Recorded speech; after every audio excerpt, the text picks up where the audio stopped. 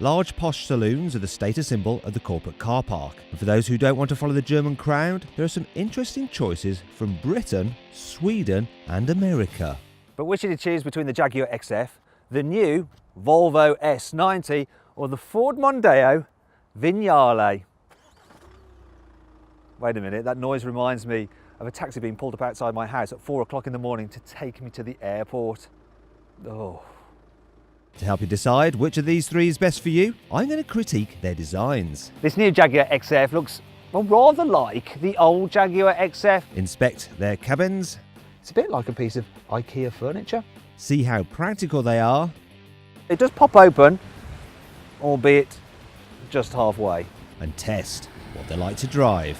If fun's one of your major concerns, yeah, probably don't get this. But first, let's talk Turkey. Well, money actually, and how much these cars cost. Now, if you're after a premium saloon, you're going to want a diesel engine and an automatic gearbox. And for the diesel auto of the Ford Mondeo Vignale, it starts from £31,200. Volvo S90 D5, that starts from £32,555, and the Jaguar XF 2-litre diesel with an automatic gearbox starts from £34,050. But those are the list prices. What really matters is the price you're going to pay at the dealer.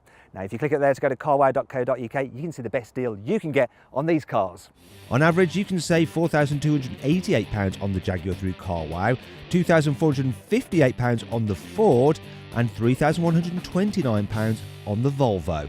Speaking of which, for me, the S90 is the one that stands out as the most stylish. That front end, it just has so much character. It's as if it's going, I'm a Volvo and I'm not boring.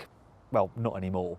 There's some neat features too, like the Thor hammer headlamps, strong creases, and a distinctive rear end, which won't be to everyone's taste. But at least Volvo's tried something different. This new Jaguar XF looks rather like the old Jaguar XF. That's no bad thing though. It's a great looking car, though it does look better in a different colour paint scheme and with larger alloy wheels.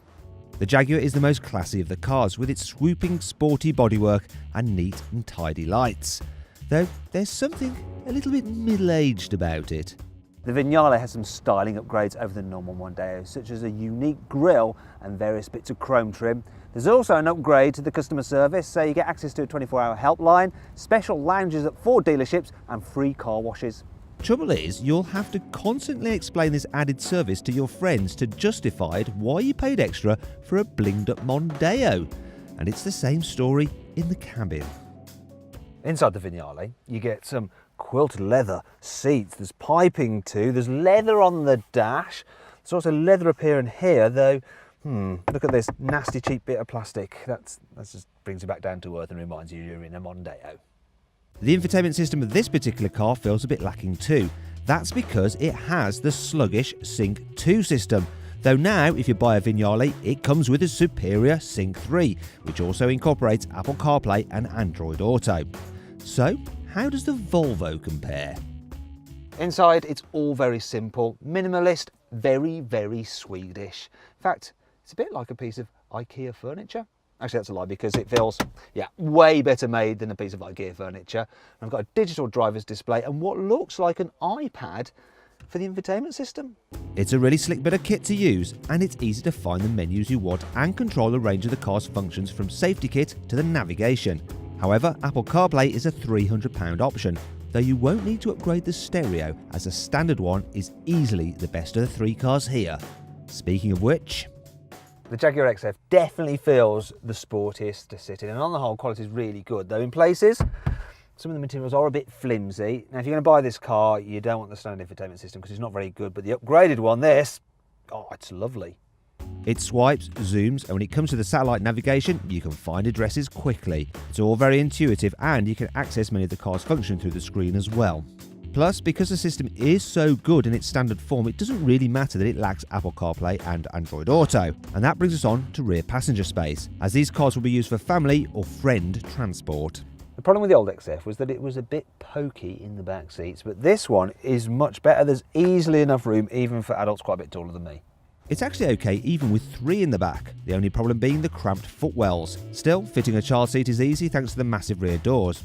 It's a similar story with the Volvo, though it benefits from flip-up rather than pop-out Isofix anchor covers, so you won't lose them. Volvo is famous for its seats, and it's given the fronts very thin backs, and that means that you have loads of legroom here in the back. I mean, you can really stretch out, and it is a spacious, comfy car to sit in. You know, I could go miles in the back of this car.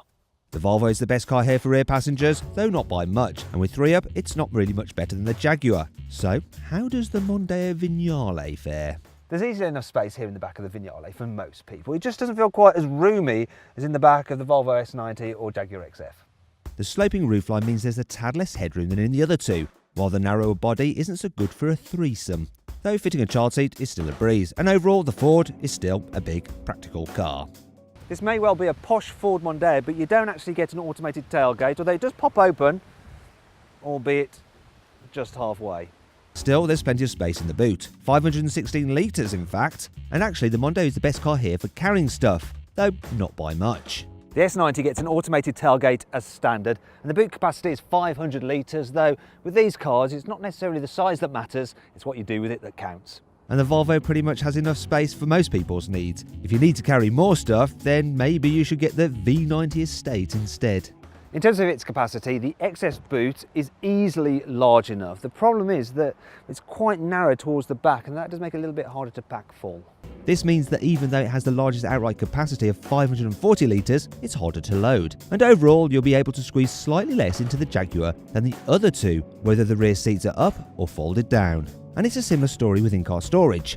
There's sufficient cubbies about the place in the XF, but those in the Volvo S90 are bigger and more usable, as are those in the Ford Mondeo Vignale. So that's all the sensible stuff dealt with. Now let's see how these cars compare on the road.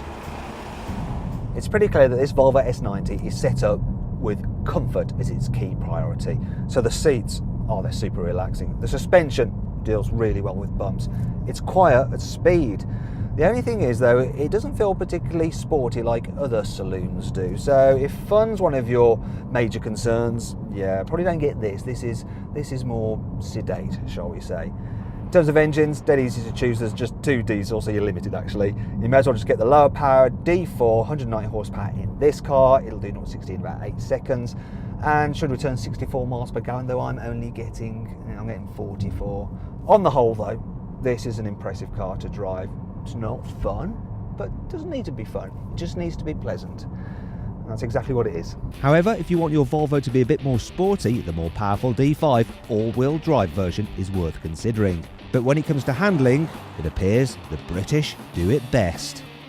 So this Jaguar XF is different to the other 2 cars in the fact that it's rear-wheel drive rather than front-wheel drive. And that gives you a sense of being pushed out the corners, and it just makes it feel more sporty and more fun to drive. Yet it's still very comfortable. The only slight downside is that it's not as quiet to travel in as the Volvo. The engine's smooth, the gearbox is smooth, but sometimes when you put your foot down it can be a bit slow to respond, but it's not too bad. This is the lower powered 2-litre diesel, and if you get in this car I suggest you upgrade to the higher powered 2-litre diesel, as it's more than fast enough and should give decent economy. This one I'm getting 47 miles per gallon. It's alright. As with the Volvo, you can get this Jaguar with all-wheel drive for added grip, and the same is true of the Ford. So driving the Vignale, and it's all rather pleasant. It steers well, it handles well, it's quiet, it's comfy. I've got very little to complain about really. The engine's good, so is the gearbox. It's just that at the end of the day, I'm driving a Mondeo and it feels just like a Mondeo, and I can get a Mondeo for a lot less money than this. It just doesn't have the extra polish that you get with true premium cars, like you get with a Volvo, like you get especially with the Jaguar. And it's always going to have that going against it. So then, where does all that leave us? Well, if you combine to the whole Vignale being a premium brand thing, then yeah, this car's worth a look because it's fully loaded. You don't need to spend extra on kit. You are good to go. The Jaguar XF, it does loads of things well, and it is the most superior car here dynamically. It is good fun to drive.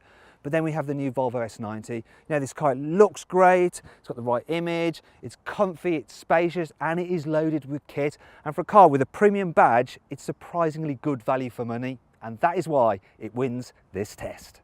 Please like, share and comment on this video and click on our logo to subscribe for more videos, or click on the windows to watch the detailed reviews of each of the cars in this test.